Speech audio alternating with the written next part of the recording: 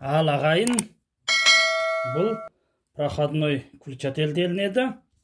Есіктен кірген жерден жағамыз, келесі бір жерден өшіреміз. Бұны екі этаж үйі барлар, немесе коридоры үлкен, немесе жатын бөлмеге де қоюға болады.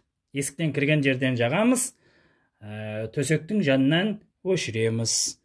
Ал енді бұл мен сіздерге бұның сызбасын сызып отырып түсіндіріп берейін. Мінекей, мынауымыз разберет коробка. Бұл жерден нөліміз люстраға, лампаға тікелей жалғанады.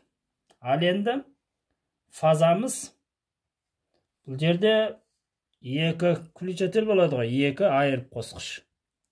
Осы екі айырып қосқышта жалғанатын жері үшеу болады. Осы үшеудің мына бір жағында біреу болады, ал келесі бір жағында екеу болады. Осы біреу тұрған жағынан мынау разберет коробкадан келген фазаны жалғаймыз. Ал енді мына екеуін тура ана включательдің біріншісіне, екіншісіне жалғаймыз. Ал енді келесі айырып қосқыштың мынау бір жағында тұрған біреуін оны лампаға, люстраға тікелей жалғаймыз. Ал ағайын, бауырларыңызды қолдап, лайк басыңыздар, тіркеліңіздер.